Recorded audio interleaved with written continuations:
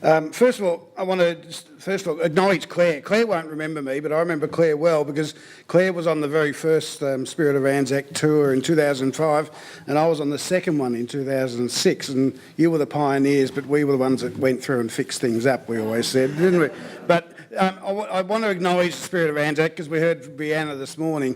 The Spirit of Anzac Prize and the concept of that is so fantastic, and I don't think we really promote it enough, although I chair one of the selection panels. There's 4 selection panels and I chair one of them, and every year we get more and more work to do because we get more and more entries and they get better and better each year. But if you can encourage your students in your community to get involved, as Claire no doubt does, and I still go around talking to schools trying to encourage people. And I think what Claire did this afternoon was a great example, and I do it a lot.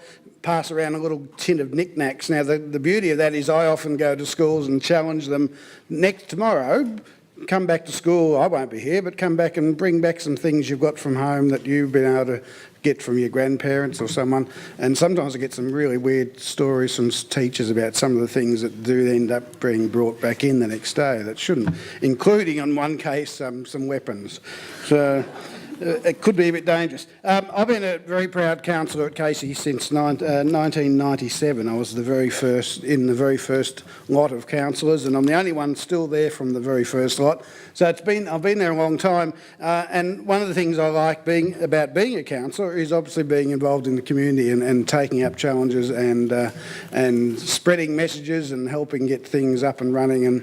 And so my Spirit of Anzac thing, I suppose, came about from that. But how did I get involved in? I have a keen interest in Anzac. I've got a pretty impressive, I think, collection of World War I memorabilia, and I take it around to a lot of schools and RSL clubs and talk about it. But how did I get that interest? Well, a number of years ago, I bought a camera when I was 15, the Dandenong Trash and Treasure Market, and I bought it for $2. It was an old fold-out Kodak camera. And I almost brought it today, but I didn't.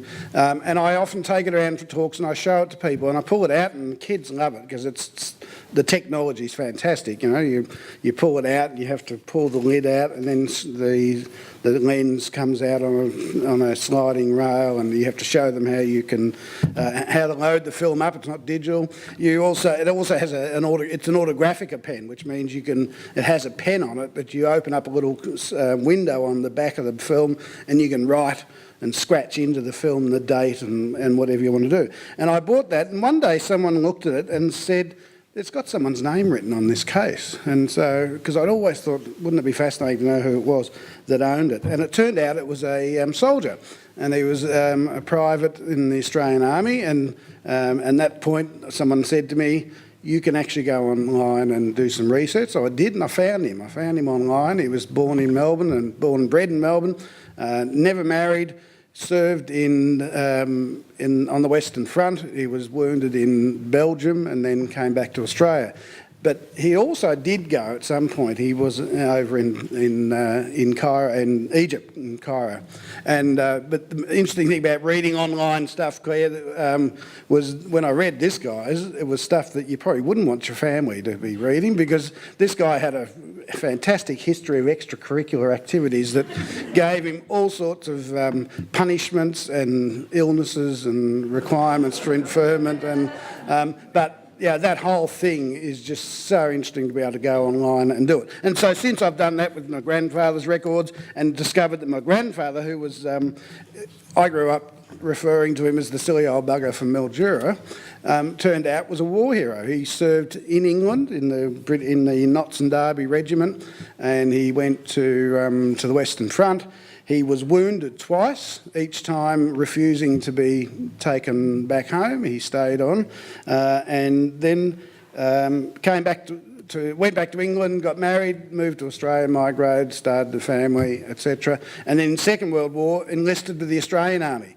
He was too old to leave the country, but he worked as a prisoner of war guard in New South Wales. So yeah, there was that history and being able to go online and find that out. But it turned out he was a hero, because when I got his medals replica set made, the guy said to me, do you realise that your grandfather was a hero? And none of us had any idea. And he was the one that then did some research for me. He was the one that told us about the 2 lots of wounds, and he had been mentioned in dispatches, and then for that he was eligible for a bar on one of his medals, and he was apparently entitled to use letters after his name for the rest of his life. He never did. And he never talked about it, never told anyone. And it's a typical story of anyone who'd come back from war in any era, that they just don't like talking about it. So my father, it wasn't until after his death, and we found out about the war, the being shot twice, said, oh, I'd noticed he had wounds. He had wounds on his stomach because he had a bullet go right through his stomach, and he had a bullet through his thigh.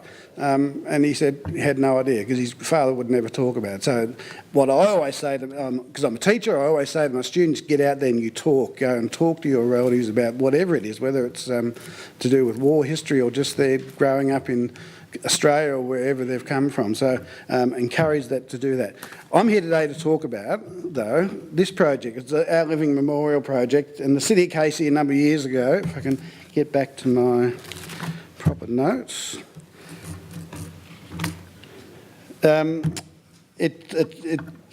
we acknowledge that avenues of honour are very important both in Casey and all around the world, and they're beautiful and they're enduring memorials to the people who served at war, and they give us an opportunity to reflect on and remember those who went before us. So this publication was a truly a true community event or effort. It involved the contributions, dedication and resources of local individuals and organisations such as the Berwick and Cranbourne RSL sub-branches, the Casey Cardinia Library Corporation, Beaconsfield Progress Association, and the Berwick and the Pakenham Historical Societies. John Hughes was a member of, now I'm just going to hope I've got these right, John Hughes, who was a member of the Berwick RSL, was a driving force behind it, and he raised the idea with council, and he went on and wrote a first draft. It was a bit hard to say no after he'd done all the work. So the publication now is 13 years old, but it's still quite relevant. The look of it is quite relevant today. Unfortunately, I can't offer you any copies of it, but it is on the Casey website, and you can do a printout quite easily, and it is quite a beautiful document. This is the street, High Street, Berwick, heading towards between Berwick and Beaconsfield. The book captures the history behind each of the avenues, from Beaconsfield Avenue of Honour, which is this one, which was planned by local philanthropist Ada Armitage, in recognition of the Beaconsfield men who served in their country, to the Cranbourne Avenue of Honour, which was planned by the Cranbourne Patriotic Association, they worked throughout the war to raise funds for soldier comforts. Our Living Memorials, Avenues of Honours in the City of Casey also gives insight into the historical context of the local area at the time of the war and Australia's ties to the British Empire. It's a wonderful resource for the local community and a great way to capture the various tributes to those that have given so much for their country. As you can imagine, over the years, the avenues themselves have been affected by various environmental impacts, particularly the many years of drought conditions. And in the lead up to the 100th anniversary of the Gallipoli landing, an audit of the trees is taking place right now to ensure that they are in the best possible condition to mark the occasion. So we're very proud of our avenues of honour, and they're in a number of areas throughout the city. And it'd be really, we feel it's really important to try and retrace some of the plaques, because many of the plaques over the years have disappeared, and we've got calls out for that. We've discovered just in the last 12 months in Hampton Park, one of our older little hamlets, there was an avenue of honour with plaques, because we found a photo in archives with a ceremony but none of it exists. The trees don't exist, and none of the plaques exist. So somewhere in someone's backyard or in the garage, they might be sitting, and we'll recover them. And Cranbourne's got its avenue of honour. I want to talk about just about a couple of other things. Being a teacher, it's important that I believe that schools take a role in encouraging students to take an interest in all things Anzac and Memorial. I was a teacher at Fountain Gate for 11 years, and one of the things we did, Dave McLaughlin, I don't know whether David's still here or not. No. In 2002, I came to the school in 2001, and on Anzac Day 2001, there was no mention of Anzac Day. I just couldn't believe it. I said, are we having a minute silence? Are we having anything? No, nothing like that. And in true style, the principal I had at the time said, well, okay, if you want to do something, you do it. So the next year we did. And what started, we started the monster because we decided we would have a ceremony. The school had 1,000 students, and I, just by chance, met Bruce Ruxton at a function some months earlier, and I rang his office and said, would you be interested in coming out and speaking at our ceremony? And he did. And it was his third last event as the president of the RSL. He retired 2 days later. He came, he had a ball, he mesmerised our kids. I had teachers who refused to be in the hall with him because they didn't want to be in there because it was Bruce, and he charmed them. In his own style, he'd grab their hand and kiss them on the hand and they'd melt in his arm.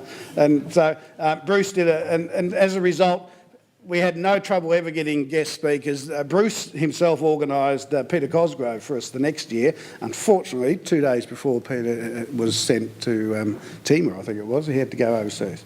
So we missed out on that, but Dave McLaughlin and other dignitaries from various embassies, we have a good relationship with the Turkish and with the other embassies who come each year. So that's gone on. Bruce at the time reckons it was the biggest Anzac Day ceremony in a school he'd ever been to, so whether it is or not. But we know lots of other schools have copied this, and we're very proud of that they've done that. So encourage your schools in your areas to conduct ceremonies, both big and small.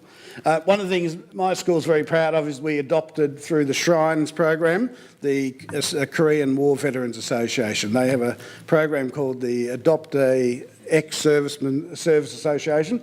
We adopted the Korean vets, and the relationship between the vets and the school has been fantastic for everyone. The vets come to all the school ceremonies, awards nights, all the plays. They've even been at sports days. They come and have a great time. They sponsor 2 or 3 scholarships every year. And in return, our students get to go to all their ceremonies, so all the shrine ceremonies, the repat hospital ceremonies, etc. And the vets make sure our kids are involved in those ceremonies hands-on. So that's a great relationship. So again, there's 35, I think, organisations doing that, so maybe there's more available, and encourage your schools to take that up. And the last one is 10 years ago, there was a push for a new war memorial in Endeavour Hills. Everyone said, no, we'll never get up off the ground, it's too expensive. The McDonald's store located just around the corner, it was very clever, and realised if we help build this, whenever there's a ceremony there, people will come to us for a drink and whatever afterwards, and it works, exactly works. Council put in most of the money, but some schools and the RSL fundraise. So we're very proud of that. We've got a number of cenotaphs in the city, but that's the most recent one. So, and then finally, this is Alkira Secondary College. Last year they won they were the state runner-up, but they also won the National Australia Day Schools Award for a project where their students interviewed veterans and went and visited them in their homes and took photos and recorded interviews with them, and it was a great project. Thank you for your time.